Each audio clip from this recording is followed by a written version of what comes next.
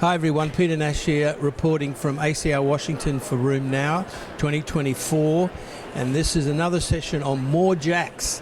And again, anyone who thinks JAKs are going away, reconsider, because there was over 50 abstracts on JAKs and at this meeting, and when I look on clinicaltrials.gov, 270 clinical trials around the world ongoing. So I've selected a couple of aspects of JAKs that were presented at this meeting.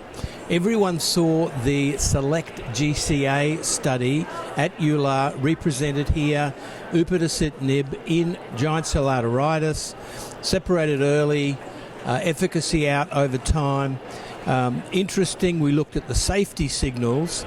There was a zoster signal and a CPK signal, as you would expect, and 4 VTEs in the treatment arm versus 0 in the controls, and 9 malignancies if you include non-melanoma skin cancer versus 4 on the placebo side, but good efficacy in GCA and likely to be something we will use when we're allowed to by the regulators in the future.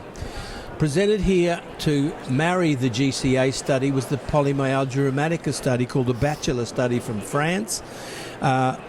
Small number of patients, 34, followed for about 6 months, and they used baricitinib 4 milligrams for 12 weeks, then 2 milligrams for 12 weeks, compared it to placebo, and you're allowed to have a glucocorticoid injection baseline at a month, and that really quite nice results, very significant efficacy compared to placebo in controlling symptoms, reducing the number of flares, reducing pain, and really over the 6 months there was no major safety issues that were different to what you would expect with baricitinib. So again, the JAKs will slowly establish themselves in the GCA PMR market, and we have to learn how to use them wisely and well. There was a number of abstracts on a difficult area to treat, which is interstitial lung disease, and they showed smallish studies, 42 patients, 72 patients of all the JAKs in interstitial lung disease. Bottom line, they stabilized disease, improved symptoms like dyspnea, improve infiltrates on imaging, improve joint symptoms, but you don't get dramatic improvements in DLCO. You get some improvements in FVC, but stabilize and prevent progression, which also means that this will be added to the treatment armamentarium. There was a very nice little study from Korea where they followed they looked retrospectively at 20,000 patients who had had cervical cancer in early stage CIN disease, because JAKs have this issue of, do they encourage viral replication reactivation because of the interferon pathway? So they asked the question, people cured of their CIN surgically on a JAK compared to a TNF, do they get reactivation of the HPV virus? And the bottom line was there was no reactivation in this particular retrospective study, and any that they saw, the rates were very low and comparable between the JAK and the TNF. So no major signal there, but I still think we should be cognizant of HPV vaccination in female patients of a young age in particular when we're thinking about this particular therapeutic option. The Spanish did a very interesting retrospective study of 3,000 rheumatoid patients followed between 2017 and 2022, and they asked the question of safety when you compared the JAK, which was used third line, to the TNFs, which was used first line, and they couldn't show a difference between MACE, they couldn't show a difference in malignancy in that patient population. Followed over that period of time, there was some non-specific increase in what they call vascular events, cardiac events. We need to see more details about that in the paper when it finally gets published. Next study is a very common practical problem. That is, do you cycle JAK to JAK if you're failing therapy, or do you switch mechanism of action?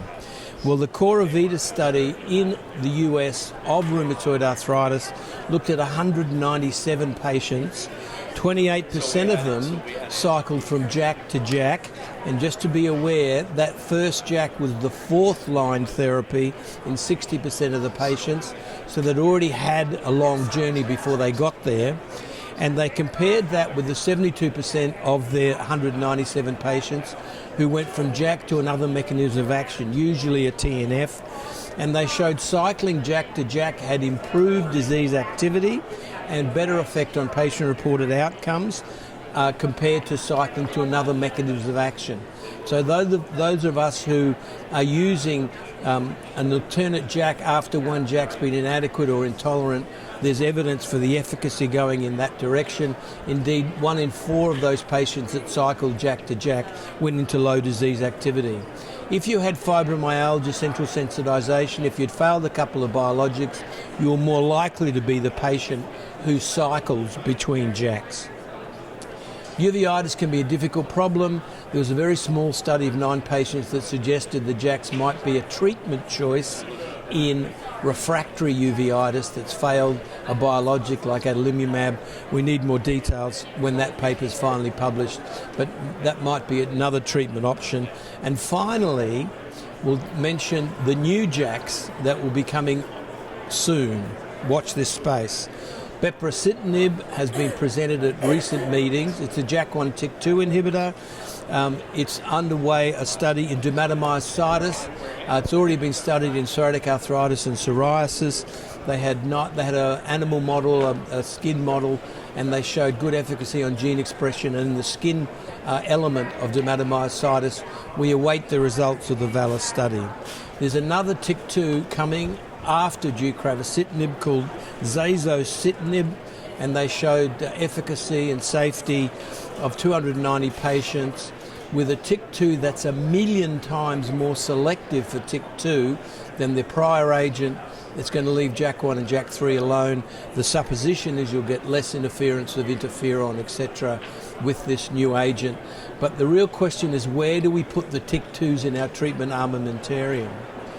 In our country, we have to fail 2 conventional synthetic DMARDs before we can get reimbursed biologic therapy. And we're forced to use methotrexate and sulfasalazine with very weak evidence in PSA, and leflunomide also with not particularly strong evidence in PSA. So it'd be very nice to use methotrexate and a TYK2 before we go to a biologic if we can get good efficacy, good skin efficacy, good efficacy across all the domains with a much improved safety profile. We might want to use a TYK2 in the elderly, the frail person who has lots of comorbidities, again because of good efficacy and good safety. We might want to use it in someone who's recovering from some biologic adverse event.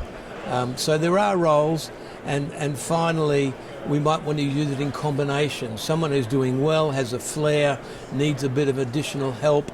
I think the safety will allow combination studies, TYK2 and a TNF. I'm not sure I'll TYK2 and a JAK, but that stuff needs to be looked at in registries. And last of all, very interesting oral molecule that blocks the STAT pathway, leaves the JAK pathway alone. It'll target IL-6 and IL-17. It's reversible, and it should then have no effect on interferon, and you lose the zoster signal, which is particularly important in the Asia Pacific, the Koreans, the Taiwanese, the Japanese, etc. Peter Nash at Room Now, ACR Washington, signing off. Thank you.